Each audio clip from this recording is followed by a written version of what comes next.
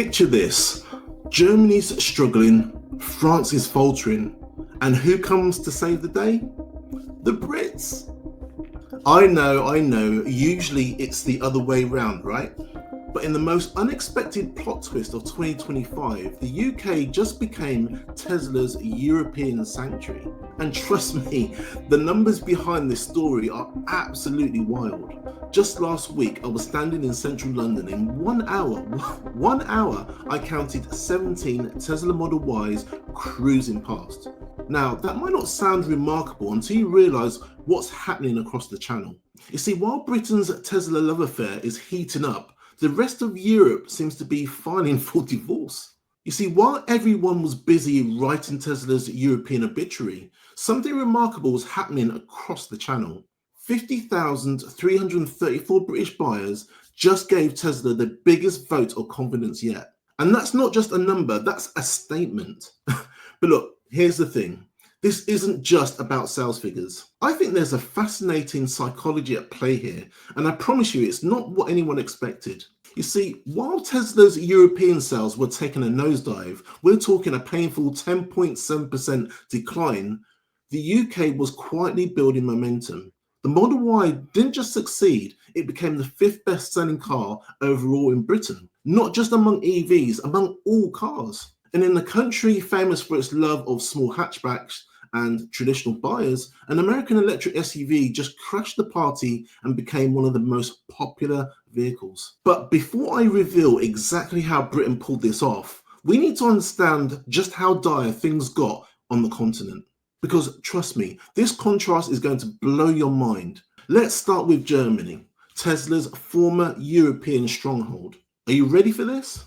Sales plummeted by 41%. And look, guys, that's not a typo. Tesla lost nearly half its German market in just 12 months. We're talking about a drop of 26,108 units. And to put that into perspective, that's more cars than some manufacturers sell in an entire year. And France? Oh, it gets better or worse if you're Elon. A stunning 35.4% decline. That's 22,310 fewer Teslas on the French roads. The country that gave us champagne was definitely not popping bottles for the Tesla in 2024. So let me ask you a question. Is brand loyalty becoming a thing of the past in the EV market, or are legacy automakers simply catching up with better products? Let me know in the comments below. Now, at this point, Tesla's European story was looking about as stable as a chocolate teapot in the summer. You see, while Volkswagen was dominating their home turf with 62,108 sales, Tesla's market share plunged from 3.6% to just 2.2%. You see, guys, those are the kind of numbers that keep any executive up at night. But here's the thing. While Tesla was watching its European dream seemingly crumble, something utterly unexpected was happening in Britain. And no, it wasn't about the tea and crumpets, though I'm sure those helped during the strategy meetings. I think the real story here is about how Britain became Tesla's unexpected hero. But to truly appreciate this plot twist, we need to understand what went so terribly wrong in Europe. Because this isn't just about numbers dropping. It's about a fundamental shift in the European EV landscape that nobody saw coming. And just think about this. Tesla started 2024 as Europe's EV champion. They had the Berlin Gigafactory pumping out Model Ys, a strong brand presence, and a seemingly unstoppable momentum. Their average selling price was holding steady, their market share was robust, and the future, you know what, it looked quite bright. Then in just 12 months, everything changed. You see, the European collapse wasn't just bad luck. We're looking at a perfect storm of 3 critical factors that hit Tesla like a freight train. So first, let's talk incentives. Across Europe, government support for EVs started disappearing faster than biscuits at tea time. You see, Germany slashed their incentives. France tightened their requirements. And suddenly, the price advantage Tesla had built their strategy around started evaporating. And second, we saw what I can only describe as the mother of all price wars. You see, what happened is Tesla started dropping prices to maintain market share. But here's the kicker, their competitors cut even deeper. We're talking about price reductions that made Game of Thrones look like it was a friendly game of chess. By Q4 2024, Tesla's average selling price had fallen to around about €41,000. That's their lowest in 4 years. So let me ask you a question. At what point does aggressive price cutting become self-destructive for premium brands? Have you noticed a change in Tesla's premium image in your area? Let me know in the comments below. And third, and this is crucial, the competition didn't just get real, it got ruthless. You see, Volkswagen wasn't just defending their home turf anymore, they were actively hunting Tesla's market share. Chinese manufacturers started flooding the market with competitive offerings, and even traditional luxury brands started undercutting Tesla's prices. But while all of this drama was unfolding on the continent, Britain was quietly writing a different story.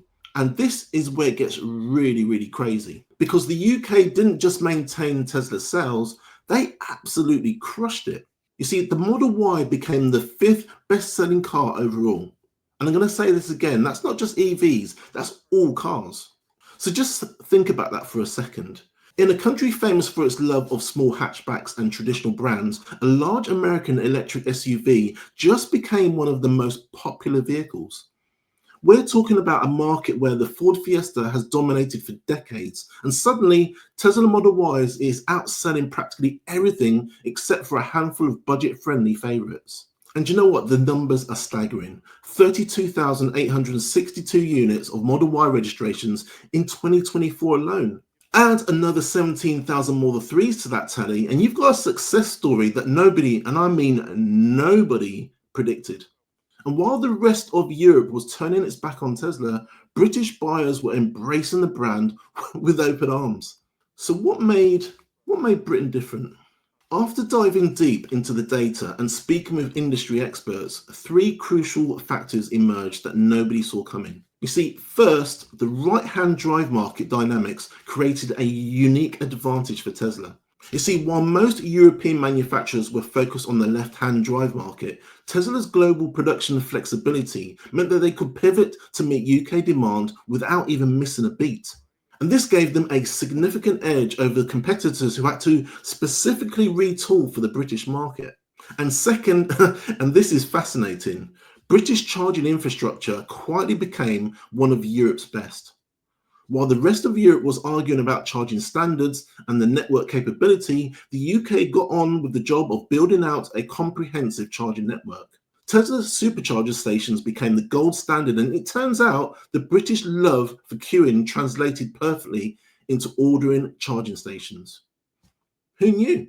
But the third factor is most surprising. British consumer psychology played right into Tesla's hands. The data shows that 60% of the UK consumers are familiar with Tesla's autopilot technology, and a remarkable 50% express trust in their autonomous driving capabilities. That's significantly higher than the European average. So let me ask you a question. What makes some markets more receptive to autonomous driving technology than others? Is it cultural difference or infrastructure readiness? Let me know in the comments below. But here's why this matters beyond just Tesla's bottom line. The UK success is rewriting the European EV playbook. You see, while mainland Europe saw EV demand soften, British buyers really pushed electric vehicle market share to an impressive 19.6%. And you know what? The impact on the industry has been seismic. The Society of Motor Manufacturers and Traders estimates natural EV demand at 11 to 12%, but Tesla's success has pushed these boundaries. You see, traditional manufacturers are scrambling to understand how Tesla maintained a staggering 67.8% brand loyalty rate when no other brand even crosses the 60% mark. And looking ahead to 2025, this British success story could reshape Tesla's entire European strategy. You see, the UK has proven that even in a market famous for its conservative car buying habits, Tesla can really dominate. You see, with brand loyalty far above the industry average of 52.5%, Tesla might have just found its new European headquarters in spirit, if not in practice. So guys, you tell me what you think. Has Britain just shown Europe how it's done, or is this just a temporary bright spot in Tesla's European journey? And more importantly, what does this mean for Britain's charging infrastructure needs? Let me know your thoughts in the comments below. And speaking of charging infrastructure, you won't want to miss our next video where we're diving deep into Britain's ambitious plans to deploy 300,000 charging points by 2030. And here's the shocking part. While London's getting flooded with chargers, huge parts of the country are becoming EV deserts. This disparity is staggering, and it could make or break Britain's electric future. And just remember, guys, in the world of electric vehicles, sometimes the biggest of victories come from the most unexpected places. Even if those places run on tea, biscuits, and hopefully plenty of charging points. Guys, thank you so much for watching. My name's Des from the Electric Oracle, and I'll see you in the next video.